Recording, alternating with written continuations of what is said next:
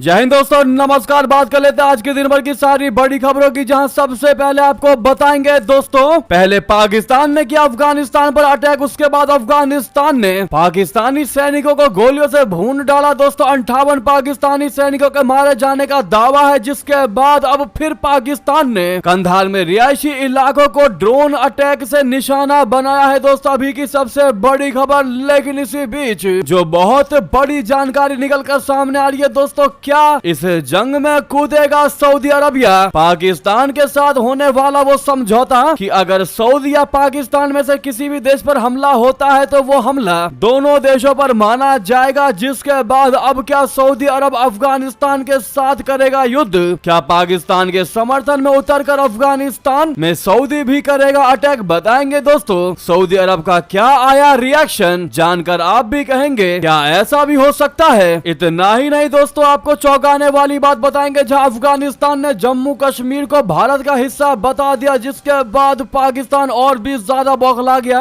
आनन फानन में दोस्तों पाकिस्तान ने बड़ा कदम उठा लिया ताकि भारत अफगानिस्तान तक न पहुंच सके। जी हां दोस्तों, आज एक से एक बेहतरीन खबर आपको हम बताने वाले हैं। और कैसे बिहार चुनाव से पहले तेजस्वी यादव को लगा तगड़ा झटका, प्रधानमंत्री नरेंद्र मोदी जी के साथ मंच पर दिखने वाले आरजेडी विधायक ने उठा लिया बहुत बड़ा कदम। दोस्तों सारी जानकारियां एक एक करके आपको विस्तार से बताने वाले हैं, बस आप वीडियो के लास्ट तक बने रहिएगा। और खबरों में आगे बढ़ने से पहले, अगर आप भी मानते हैं कि पाकिस्तान की बर्बादी तय है और पाकिस्तान को नेस्त नाबूद होने से कोई नहीं बचा सकता और भारत की कूटनीति के आगे पाकिस्तान टिक भी नहीं सकता, तो वीडियो को लाइक करके चैनल को सब्सक्राइब करके बेल आइकन दबा के कमेंट में जय हिंद कह दीजिएगा। तो अब बात कर लेते हैं पहली सबसे बड़ी खबर की, जहां अफगानिस्तान ने जम्मू कश्मीर को बता दिया भारत का हिस्सा, लगी पाकिस्तान को तगड़ी मिर्ची। दोस्तों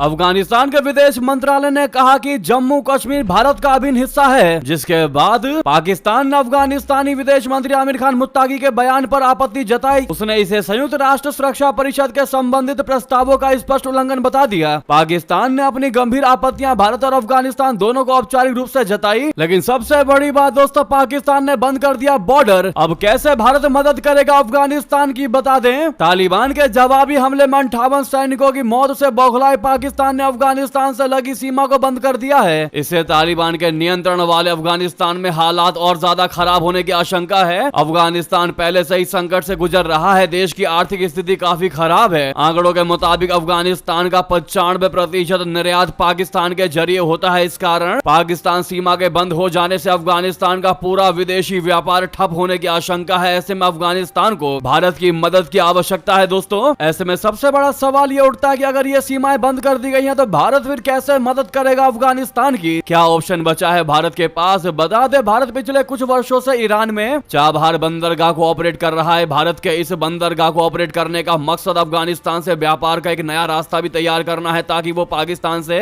निर्भरता से हटा सके। इसके लिए भारत की लंबी योजना है, जिसमें चाबहार को सड़क और रेल नेटवर्क से अफगानिस्तान को कनेक्ट करना है। वर्तमान में चाबहार पर अमेरिका ने प्रतिबंध लगा दिया है। इसके बावजूद भारत ने नई दिल्ली आए तालिबान के विदेश मंत्री आमिर खान मुत्ताकी से चाबहार बंदरगाह पर बात की है। अब ऐसा माना यह जा रहा है कि तालिबान भी पाकिस्तान से निर्भरता हटाने के लिए चाबहार के इस्तेमाल को इच्छुक है, लेकिन इधर पाकिस्तान ने बॉर्डर बंद कर दिया। दोस्तों उधर चाबहार पर ग्रह की तरह अमेरिका बैठा हुआ है और पाकिस्तान और अमेरिका दोनों मिलकर दोस्तों अफगानिस्तान तक मदद नहीं पहुंचने देना चाहते हैं। अब देखते हैं दोस्तों इस पर अफगानिस्तान का क्या बयान आता है या कौन सा नया रास्ता निकाला जाता है। लेकिन इसी बीच दोस्तों लेटेस्ट जानकारी यह है कि अब पाकिस्तान ने फिर कंधार में रिहायशी इलाकों को निशाना बना दिया। दोस्तों भारी ड्रोन से अटैक किया है अफगानिस्तान पर। पाकिस्तान और अफगानिस्तान के बीच सीमा पर तनाव लगातार बढ़ता जा रहा है। दोस्तों पहले पाकिस्तान ने काबुल में अटैक किया, उसके बाद अफगानिस्तान ने 58 सैनिकों को मौत के घाट उतार दिया। पाकिस्तानी 58 सैनिकों को मौत की नींद सुला दी। दोस्तों अब पाकिस्तान ने फिर एक बार कंधार क्षेत्र में ड्रोन से भारी अटैक किया है। दोस्तों लगातार ये जवाबी कार्रवाइयां बढ़ती जा रही है। बता दें अफगानिस्तान के हमले के बाद पाकिस्तान की सेना बौखलाती नजर आ रही है। अब पाकिस्तान ने अफगानिस्तान में आम नागरिकों को निशाना बनाया है। गौर करने वाली बात यह है कि आम जन को निशाना बनाया है। दोस्तों, पाकिस्तान ने कंधार के रिहायशी इलाकों में एयर स्ट्राइक कर दी है। कंधार में पाकिस्तान ने एक के बाद एक 2 ड्रोन से अटैक कर दिया, जिसमें आम नागरिकों को टारगेट कर दिया गया। इतना ही नहीं, अफगानिस्तान ने 7 पाकिस्तानी सैनिकों को बंधक भी बना लिया, जिनके फोटो पाकिस्तान को जलाने के लिए जारी कर दिया। हालांकि इनको छोड़ा जाएगा या नहीं छोड़ा जाएगा, इसकी कोई अभी तक जानकारी नहीं दिया, कोई बयान साझा नहीं किया दोस्तों अफगानिस्तान ने। लेकिन जिस हिसाब से इन पाकिस्तानी सैनिकों को पकड़ा है दोस्तों, इनके आंखों पर पट्टी बांध दिया गया है, सातों पर। इसी पिक्चर के बाद पाकिस्तान ने रिटेलिएट में ड्रोन से भारी अटैक किया है और अब तक पाकिस्तान अफगानिस्तान में भारी कुछ भी नुकसान नहीं कर पाया। लेकिन दोस्तों, अफगानिस्तान ने, आप इमेजिन कर सकते हैं, वो देश जो पूरे तरीके से अनस्टेबल हो गया था गनी सरकार के जाने के बाद से, उसने पाकिस्तान जैसे देश जो दुनिया के सामने सबसे ताकतवर होने का ढोंग रचता है दोस्तों, उसकी हवा निकाल दी। उसके 58 सैनिकों को मौत के घाट उतार दिया, लेकिन पाकिस्तान कुछ नहीं कर पाया। इसी बीच जो सबसे बड़ा सवाल, सबसे बड़ी चीज निकलकर सामने आ रही है दोस्तों, वो ये है कि क्या अब इस जंग में कूदेगा सऊदी अरबिया? पाकिस्तान के साथ हुए इस समझौते के लिए क्या पाकिस्तान का साथ देगा सऊदी? अफगानिस्तान के साथ इस युद्ध पर क्या कहा सऊदी अरब ने, बता दें।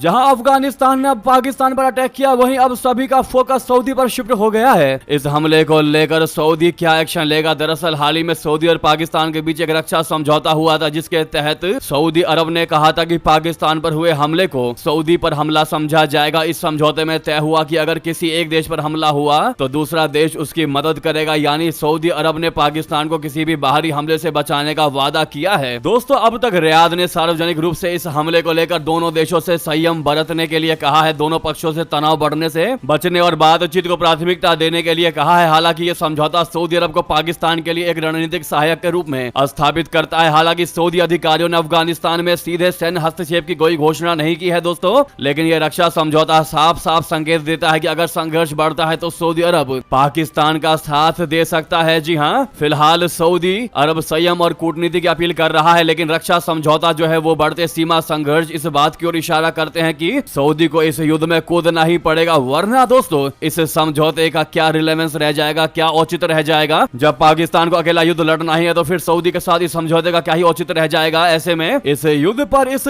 लगातार जवाबी कार्रवाई पर सऊदी अरब अपना ध्यान बनाए हुए है। जी हाँ दोस्तों, किसी भी क्षण, किसी भी पल हो सकता है कि सऊदी की तरफ से हथियारों का आदान प्रदान हो जाए, या सऊदी अपनी सेना पाकिस्तान भेज सकता है युद्ध लड़ने के लिए। इस पर आपकी क्या राय है दोस्तों? क्या लगता है आपको, क्या सऊदी साथ देगा पाकिस्तान का इस युद्ध में? बताना बिल्कुल मत भूलिएगा। हालांकि हमें तो ऐसा लगता है कि सऊदी अरब इतनी जल्दी साथ नहीं देने वाला, लेकिन हाँ, इस समझौते के तहत उसको ज्ञान तो जरूर देना पड़ेगा, तो वो बैठे बैठे बयानबाजी जरूर शेयर करेगा, जैसा कि अभी उसने किया है। आप भी अपनी राय जरूर दीजिएगा दोस्तों। लेकिन दोस्तों, आप सभी से रिक्वेस्ट है, सामने लाइक का बटन अभी तक लाइक नहीं किया है तो लाइक का बटन जरूर दबा दीजिएगा, ताकि हम ऐसे मोटिवेटेड होकर आपको नई से नई, बड़ी से बड़ी खबरें बताते रहें। तो लाइक जरूर करिएगा दोस्तों, और अंत में शेयर भी कर दीजिएगा। नेक्स्ट खबर की बात कर लेते हैं, जहां पर दोस्तों भारतीय सीमा के पास चीन की बहुत बड़ी हिमाकत, तैनात कर दिया GJ-11 sharp sword stealth drone. Satellite तस्वीरों में हुआ बड़ा खुलासा, सिक्किम से सिर्फ 150 किलोमीटर की ही दूरी पर है मौजूद। बता दें, सैटेलाइट तस्वीरों से पता चला है कि अगस्त और सितंबर के बीच कई हफ्तों तक चाइना ने एक डबल यूज सैन्य नागरिक हवाई अड्डे पर कई युद्धक ड्रोन तैनात कर दिए हैं। रिपोर्ट के मुताबिक ऑपरेशनल रनवे पर GJ-11 sharp sword stealthy flying wing uncrewed combat air vehicles UCAV तैनात कर दिया था। इसे पहली बार भारत की सीमा से सटे तिब्बत के शिगात से एयरबेस पर तैनात किया है, जो चीन की हवाई सीमा, हवाई क्षमता में बड़ा विस्तार माना जा रहा है, जिससे भारत के साथ वास्तविक नियंत्रण रेखा LAC पर शक्ति संतुलन बदल सकता है। द वॉर जोन की रिपोर्ट के मुताबिक ये ड्रोन अब सेमी ऑपरेशनल स्टेट तक पहुंच चुके हैं और इन्हें वास्तविक युद्ध परीक्षण के लिए तैनात किया गया है। द वॉर जोन ने प्लेनेट लैब्स के ऑनलाइन आर्काइव डेटाबेस में मौजूद तस्वीरों के हवाले से बताया है कि चाइना ने तिब्बत स्वायत्त क्षेत्र में स्थित शिगात से एयरबेस, जिसे शिगात से पीस एयरपोर्ट भी कहा जाता है, वहां 6 अगस्त से 5 सितंबर के बीच 3 GJ-11 विमान दिखाई दिए हैं। आपको बता दें दोस्तों कि शॉप स्वाट ड्रोन का डेवलपमेंट 1 दशक से भी ज्यादा वक्त से चल रहा है, जिसके बारे में माना जाता है कि इसे हवा से जमीन पर हमला करने और खुफिया निगरानी और टोही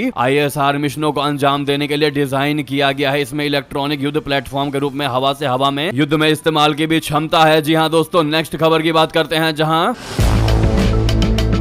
इजराइल और मिस्र की यात्रा पर जाएंगे mister Trump, Gaza cease fire पर साइनिंग सेरेमनी में होंगे शामिल। बता दें, अमेरिकी राष्ट्रपति ट्रंप सोमवार को मध्य पूर्व के दौरे पर रहेंगे, जहां वो मिस्र में गाजा शांति समझौते के हस्ताक्षर समारोह में हिस्सा लेंगे। ये समझौता 2 साल से जारी इजराइल हमास युद्ध को समाप्त करने की दिशा में एक बड़ा कदम माना जा रहा है। राष्ट्रपति ट्रंप रविवार को व्हाइट हाउस से रवाना होंगे और सोमवार तड़के तेल अवीव पहुंचेंगे, जहां वे इजराइल के प्रधानमंत्री बेंजामिन नेतन्याहू से मुलाकात करेंगे और संसद यानी नेक्सेट को संबोधित करेंगे। इजरायली मीडिया के मुताबिक ट्रंप बंधक परिवारों से भी मुलाकात करेंगे। इसके बाद वे मिस्र के शर्म अल शेख जाएंगे, जहां सोमवार सुबह वे मध्य पूर्व शांति समारोह में हिस्सा लेंगे। दोस्तों, ये दौरा ऐसे समय हो रहा है उनका जब उन्होंने हाल ही में घोषणा किया था कि इजराइल और हमास के बीच गाजा में संघर्ष विराम के पहले चरण पर सहमति बन चुकी है। तो उधर दोस्तों, ट्रंप की धमकी पर चीन ने बड़ा पलटवार कर दिया। दुर्लभ खनिज निर्यात पाबंदी को बता दिया उचित, कह दिया वैश्विक शांति के लिए हमने ये कदम उठाया है। जी हां, चीन ने दुर्लभ खनिज और ऐसी अन्य वस्तुओं के निर्यात पर अंकुश से जुड़े फैसले को बचाव करते हुए इसे वैश्विक शांति की रक्षा के लिए एक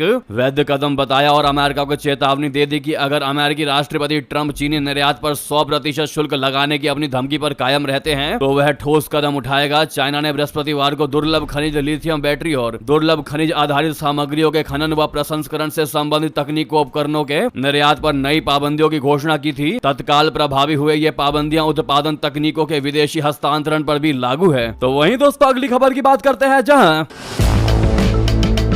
बिहार चुनाव से पहले तेजस्वी यादव को लगा तगड़ा झटका। पीएम मोदी के साथ मंच पर दिखने वाले आरजेडी विधायकों का इस्तीफा। दोस्तों, बिहार विधानसभा चुनाव 2025 के ऐलान के ठीक बाद राष्ट्रीय जनता दल यानी आरजेडी को 2 बड़े झटके लगे हैं। नवादा से विधायक विभा देवी और राजौली से विधायक प्रकाश वीर ने पार्टी छोड़कर विधायक पद से भी इस्तीफा दे दिया है। दोनों ने विधानसभा स्पीकर को रविवार को अपना इस्तीफा सौंप दिया, जिससे आरजेडी की सीटों पर संकट गहरा गया है। दोस्तों, ये घटनाक्रम महागठबंधन की एकता पर सवाल खड़े कर रहा है, जबकि एनडीए अपनी ताकत बढ़ाने में जुटा है। विभा देवी पूर्व आरजेडी विधायक राज बल्लभ यादव की पत्नी, नवादा विधानसभा सीट से 2020 के चुनाव में आरजेडी के टिकट पर जीती। राज बल्लभ यादव जो खुद 3 बार विधायक रह चुके हैं और श्रम राज्य मंत्री भी रह चुके हैं। विभा देवी ने पति की अनुपस्थिति में नवादा की सियासत संभाली और पिछले 5 वर्षों में विधायक के रूप में सक्रिय रही। हालांकि पिछले कुछ महीनों से वे बीजेपी के करीब दिखाई देने लगी थी। अगस्त 2025 में प्रधानमंत्री नरेंद्र मोदी की गया रैली में मंच पर उनकी मौजूदगी ने आरजेडी में हलचल मचा दी थी। सूत्रों के मुताबिक टिकट कटने की आशंका और परिवार की एनडीए से नजदीकी ने उन्हें ये कदम उठाने पर मजबूर कर दिया। इस्तीफे के बाद वे बीजेपी से नवादा सीट पर ही टिकट की उम्मीद कर रही हैं। दोस्तों, बहुत बड़ा झटका लगा है तेजस्वी यादव की पार्टी को। इतना ही नहीं, आपको बता दें, उधर तेज प्रताप उनके बड़े भाई ने छोटे भाई तेजस्वी यादव को एक्स पर कर दिया अनफॉलो। जी हां, बिहार विधानसभा चुनाव से पहले राहुल प्रसाद यादव के बेटों के बीच मतभेद खुलकर सामने आ चुका है। लालू के बड़े बेटे तेज प्रताप यादव ने अपने छोटे भाई और आरजेडी नेता तेजस्वी यादव को सोशल मीडिया प्लेटफॉर्म एक्स पर से अनफॉलो कर दिया है। ये कदम ऐसे समय में उठाया गया जब बिहार विधानसभा चुनाव नजदीक है और दोनों भाइयों के बीच राजनीतिक मतभेद लगातार बढ़ते नजर आ रहे हैं। तो वहीं दोस्तों, बिहार विधानसभा चुनाव 2025 के लिए विपक्षी दलों के महागठबंधन में सीट शेयरिंग फॉर्मूला का ऐलान कल यानी सोमवार 13 अक्टूबर को होगा। राष्ट्रीय जनता दल आरजेडी के वरीय नेता एवं विधायक भाई वीरेंद्र सिंह ने यह बात कही। उन्होंने दावा कर दिया कि महागठबंधन में सब ठीक है और सब हो गया है। कल प्रेस कॉन्फ्रेंस होगी और सब कुछ साफ हो जाएगा। आरजेडी, कांग्रेस, लेफ्ट समेत सभी घटक दलों के बीच सीट बंटवारे की घोषणा कर दी जाएगी। हालांकि इस पर आपकी जो भी राय हो दोस्तों बताना बिल्कुल मत भूलिएगा। वहीं एनडीए में सीट बंटवारे पर सहमति के बाद जीतन राम मांझी ने कह दिया कि अंतिम सांस तक प्रधानमंत्री मोदी के साथ रहूंगा। जी हां दोस्तों, इसी बीच ये थी अभी की सारी बड़ी खबरें। आपको खबर कैसी लगी कमेंट बताना बिल्कुल मत भूलिएगा। लगे हाथों वीडियो को लाइक करके, चैनल को सब्सक्राइब करके, बेल आइकन दबा के कमेंट में जय हिंद कह दीजिएगा। मिलता अगली बड़ी खबर में। बहुत बहुत धन्यवाद, बहुत बहुत आभार दोस्तों। वीडियो को शेयर करना बिल्कुल मत भूलिएगा जितना ज्यादा हो सके। जहां पर भी आपका ग्रुप हो शेयर कर दीजिएगा। जय हिंद, जय भारत।